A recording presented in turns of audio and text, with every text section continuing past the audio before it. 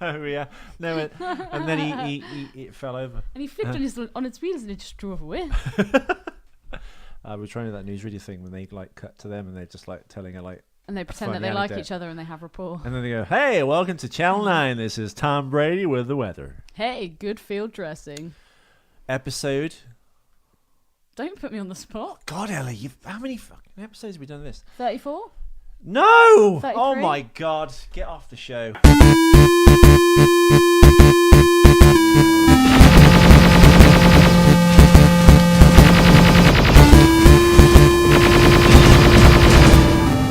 I'll be back.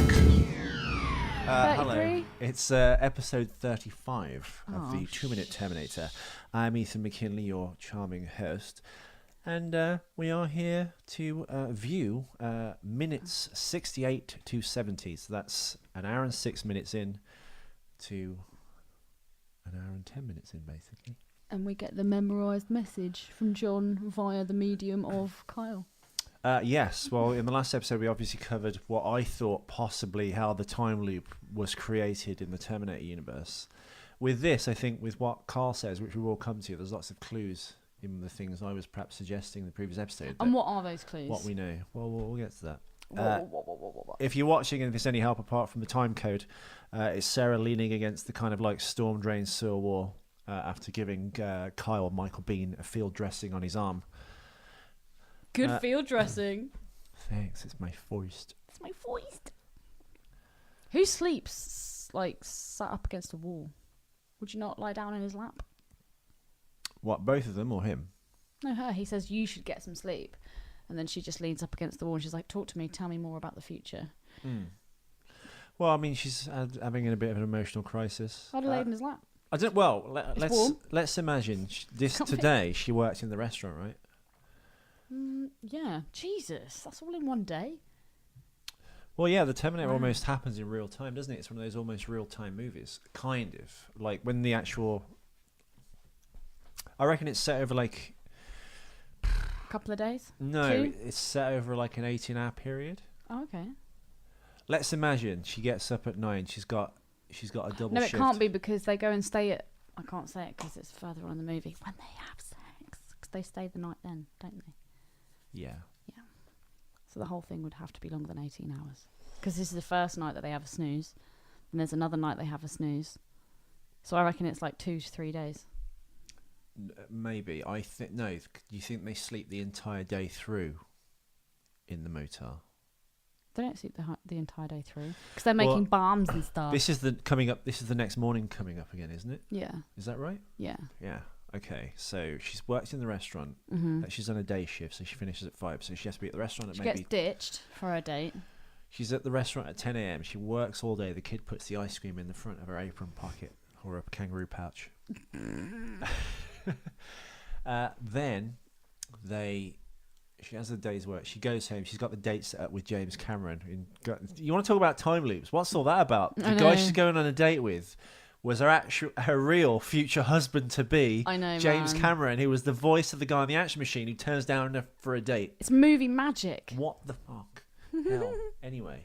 Cameron was clearly grooming Linda. She goes on the date, which doesn't happen. She goes bar hopping on her own, which means... It's a bit sad. Or was she just trying to... It's like, I don't need him. I can find a man. Let's go to the Tech Noir.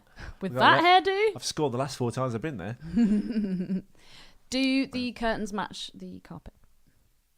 What, her hair? No. God, no. Do you think she's got a Wookiee mullet going on down there? Maybe. She like Boba Fett with Wookiee scalps hanging off her... braided Wookiee scalps hanging off her belt. She's not Boba Fett. Different franchise. Maybe it's more like the one you showed me earlier, the L'Oreal. Just like a sea of hair with Chewie's face in the middle of it. Coiffed. John Connor running out of Chewbacca's mouth with his laser gun. There's a haunting nightmare image. That's why Carl really died. So let's say she goes to the Tech Noir about 10 o'clock at night. You know, maybe then she gets suspicious of this thing on the news. She goes in the Tech Noir, rather. Carl turns up, Terminator turns up. They're on the run. This like 4 a.m. maybe? Because they've been caught, been arrested, they've been in the police station 2-3 hours maybe, right? There was a car chase as well. They've escaped from the police station. I reckon this is like 5 a.m, so I guess it's the summer. And then the next day... And then they get the motel. I reckon they sleep for the entire day. So I think maybe this is not They have sex at night time, though. This is over a 36-hour period, I think. Yeah, so how many days is that? Her first day, waking up, going to work, going to the Tech Noir, meeting Carl, getting arrested, escaping, telling the story in the sewer, and then going to finally get some sleep is almost 24 hours. Okay, but then if you think about where the movie ends, again, it's another nighttime scene. So I reckon it's probably like 2 days. Well, 36 hours. More like 48, I reckon. Well, 48 isn't. That's 2 days. That would mean the 48 hours is like the entire next night as well. I think it's going into the night, isn't it? Into the night. Yeah, 1985. Jeff Goldblum and Michelle Pfeiffer. Pfeiffer. And who plays Michelle Pfeiffer? Sorry, off topic. Who plays Michelle Pfeiffer's brother in the 1985 John Landis film? One of my favourites, Into the Night. Oh, you. The Elvis guy. Come on. Oh, no. I knew Elvis. You didn't know Elvis. You might have fucked him, but you never knew him. Oh, God.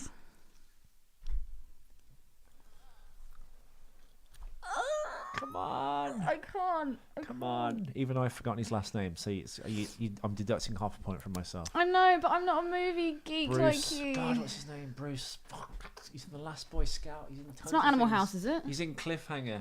He's D-Day in Animal House. Oh, can I get a high five? But the actor's name is... Oh, God, what's his name? Bruce. Anyway... Forsyth? Willis? He plays Bruce. He plays... Kerner? He plays D-Day. No, Bruce... Right. Bruce Willis is not. Bruce Forsyth, the UK light entertainer / TV presenter. It's not him either. It's not Bruce M. Kerner because he's the receptionist / movie producer of the Moesha films and TV series. A Bruce, but none of those Bruces. None of those Bruces. Wayne? Lee? Oh, God. This is going to bug me now. The joys of the internet. Da, da, da, da, da. But yeah, so in this scene... Yeah, keep talking. Kyle then starts talking about the future, and then we see the HK flying over the battlefield, I guess. Bruce McGill. That's it. McGill. There he is. Yeah. Yeah. So we see Kyle shooting at the HK. He's got a lady soldier with him. She dies. Shame. No, I think no, Ellie. I think you've got that actually wrong. Really? We've seen that scene, and it was episode 10, which is Ballad of the Mysterious Exploding Woman. Oh shit. Yeah. No, it's we've had that scene, and I'm sure it is all the same scene. I think they just shot one massive chunk of the future stuff, and then they just broke it up slotted into different bits. But I am pretty sure. Well, they've all got the awesome sounds and pink lasers and stuff. Yeah, no, the lady is... we didn't know who the lady is. We couldn't find her on the cast list because we wanted to give her a shout out like we do with a lot of the other unsung heroes of Terminator. Yeah. So who's he with? Is he just with... Excuse me. Those olives. How dare you. So is he just with another soldier? He is. Oh, okay. He is. I stand corrected. Thank God you're that's here. okay. You're allowed to make mistakes in this show. Dead air, Ellie. Fill Come it. on. And you can't fill dead air by saying dead air at the same time. You did. Seems to be one rule for you and one rule for me. Elders and betters, is it? Exactly. Okay. Well, all right. You know what? We can get back to the central conceit of this episode, which is what we should be talking about, is when Kyle continues to talk to Sarah about the future and stuff. But before that, he gives a message to tell Can you Sarah. remember what the message is? Not really. I can give a fuck, mate. Should we play it to the listeners? To refresh their memoirs. Message to give to you. Made me memorize it. Thank you, Sarah, for your courage through the dark years. I can't help you with what you must soon face except to say that the future is not set. You must be stronger than you imagine you can be. You must survive or I will never exist. That's all. It's a good field dressing. You like it? It's my first. And there we have the scene. Thank you, Sarah, for getting me those coupons for the Jelly of the Month Club. Whatever he just said, I don't know. But there are clues in there that of what John Connor possibly might have told him and how like in on this situation he might be. That's why I think he doesn't know. But what are those clues? He's He John just tells Connor's his dad. mum to be strong. No, you missed the point. I mean, like he's saying, "Thank you, Sarah, for I'm all saying this stuff." elaborate on the point. Okay, well, John Connor's only given him basic information. He's gone, right, tell her this speech, tell her this, like, memorise this. I want you to tell her this. Yeah. I don't think he'd have gone, also, you have to have sex with my mum. Or maybe he did. Maybe Kyle just left that bit of the message out. Thank you, Sarah, for being so strong through the dark years. I can't help with this task. P.S. Can you have sex with the man that's telling you this message right now? Connor's mom has got it going on. It's a new sitcom. Totally, to Connor's mom. It's just her, like, bundling through her apartment with, like, heavy shopping spin out of like the humdrum existence. Yeah, but staying And then strong. she's, like, fending off men to keep giving a message from the future and she has to have sex with them all. She's not exactly staying strong if she's diverting from the plan. She's not very focused if she's jumping into bed with a fucking hobo whose trousers smell like poo. By the way, if you are watching this, if you go to... We're in the middle of actually what we're saying now, but if you go to 1 hour, 9 minutes and 56 seconds, there's a nice scene of the front projection where the sentry guard is watching what's happening, I guess, on the battlefield or the wrecked landscape. But the front projector screen he's looking at is wobbling. Or well, maybe not wobbling, but it's flickering. See the flicker rate on Yeah. it? So it looks like it's a front projector screen. Still a good effect, though, to be fair. Yeah, this isn't Carl with that chick, is it? No, he's with lots of other soldiers. Having said that, as I always say, the scene does actually cut there. So It we've does. not got to that minute yet. Maybe that woman isn't it, but I'm pretty sure. It probably isn't. I was thinking of the other scene. I think it's when he's in Whilst the... you were Googling, I was trying to... I think he's when he hotwires the car and he has a bit of a kip in it while the engine's running and he's trying to warm the car up a bit. And It he's is, looking because that's at- when the he's- explosion happens and he gets stuck in the burning car. Yeah, he's looking at the digger, isn't he? See, I'm just on this time loop thing. Yeah, I mean, he's given this speech to memorise to Sarah and stuff. And he's just like, you look tired. Thank you, Sarah. Have a sleep. I don't know, what do you think, Ellie? About what? Oh my god. Just The weather? No, but what would John Connor have told Kyle? How much would Carl know at this point? You're convinced that Carl knows everything, that Carl's going to be his dad. I never said that. You're putting words in my mouth.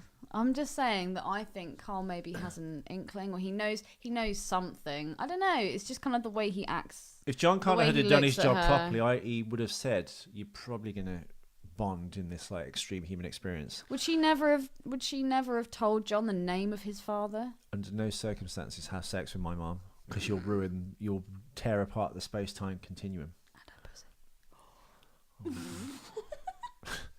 You know my mom listens to this show. That's why I whispered it. Say hello She's to too Beryl. old to hear that. Say hello to Beryl. Hi, Beryl. Now apologise. How am I doing? Now of not- apologise. I'm sorry. How am I doing on not laughing into the mic? I got your feedback. Peace, Cisco. Pieces. Beryl Evans. AKA Beryl Evans. No, you're great, Beryl. Ethan's mom is great. Hi, Mom. You produced quite the fine specimen of manhood. Beryl gave me this message to memorise. Don't laugh in the fucking mic. Ellie, this podcast may be arduous at times, but you need to shut the fuck up and stop giggling down the mic because it upsets the listener. I know. Also, It's because Can she's so you- funny. interject some insight as we're talking because you just go, I don't know, whatever. Couldn't give a fuck. It's mate." the time loop. You can't say it's the time loop. Let's Do do the time loop again. It's just a jump to the left. Woo! And then pick up your rifle. Shoot the Terminator over there. Oh, I lost Stick to it. acting. Stick to acting. Let's not stick to acting. That was me acting. I bring the trivia. That was me. I know, but You there's- didn't. You can even grasp the fact that you were meant to be reading John's part and not Sarah's on the last episode. You. I was doing that on douche. purpose. Of course you were. It added some comedic layers. Yeah. Anyway. Anyway, I think that wraps it up lovely. yeah. Well, Yeah. let's move on from this. To wrap up, how much do you think Kyle actually knows about being his dad? Nothing. Really? He knows nothing. I don't think he knows anything, even on the repeated time loops that even I think all the people involved in this would be aware of. because you wouldn't know. Yeah. That he wouldn't know anything. He'd have basic information. He'd be like one of Jesus's apostles. This is good. He'd be like one of Jesus's 12 disciples. Why bring religion into this? It's already a minefield. Because John Connor is a messianic figure. John Connor rises out of the ashes, if you will, of the old world to fight like the machines or like the Roman Empire. He stands up and obviously becomes a problem for the establishment, the same way John Connor does in the future. See, this is what this show should be about, Ellie. Totally. Finally, 60 minutes in, we finally got to the kernel of the popcorn, if you will. John's a messianic figure, therefore, like anyone around him, if he's got a tight unit of like maybe 10 or 12 disciples. men, it'd have to be 12 to be disciples. But like, so are we saying that John Connor is the future Jesus? I think he'd be speaking of his mother in the same way Jesus would be talking about Mary, his father. Oh my God, maybe this is just one huge metaphor. The same way. Yeah, well, Mary and God in this, Terminator, are as one, essentially. Finally, there's some film philosophy dawning on Ellie's like marble head. Marble. Does that make sense, though? It does. I really like that. His men surrounding him. I really do. He'd be constantly talking about his mum, how she brought him up, and like. So taught who him would the stuff. Terminator be? Oh, that's a good question. Maybe King Herod. Because he kills all the youngborns. Well, he tries to get all the boys killed, doesn't he? Yeah. But this is back in the day, isn't it? Or maybe he's just Satan. The Terminator within the time loop would be King Herod because he's trying to kill John Connor. He's trying to kill all the Sarah Connors. Before he's even born. This is later on where Herod has obviously failed. And I think, you know, I was going to say down the river there, but that's Moses hoping Pharaoh will find him. That's I different. could say something very risque. Would you rather I did or I didn't? Just say it. You could say the Terminator really could represent the Jews. Are they bad, though? They tried to kill Jesus. In the Mel Gibson film. Oh, Mel. Yeah, in the Mel Gibson, the Jews were bad, right? In the Mel Gibson. In the Mel Gibson. It all happened inside Mel Gibson. The Sermon in the Mount took place on Mel Gibson's lower intestine. Passion of the Connor. Passion of the colon. I think... I really like that. Yeah, no. I think that's amazing. This is what this done, show dude. should have been about. Well done. But it would be, wouldn't it? Yeah. They'd be sitting around him, looking at him in awe, and he'd be telling stories of like the old world that he kind of, I guess, would have remembered vaguely from a child before everything went wrong, and they wouldn't know that because they grew up in it. And then he'd be talking to his mother. It would build up in their minds what, a legendary or mythical figure she is. Yeah. And then when you go back in time, and then the myth is breaking, like, she's just a fucking waitress. I can totally shank this With woman. a fucking terrible head. And no bra. Oysters. Jesus had a beautiful hair. Look at this woman. She's a mess. Put Jim Caviezel in a bad wig. He'd be better than Linda Hamilton.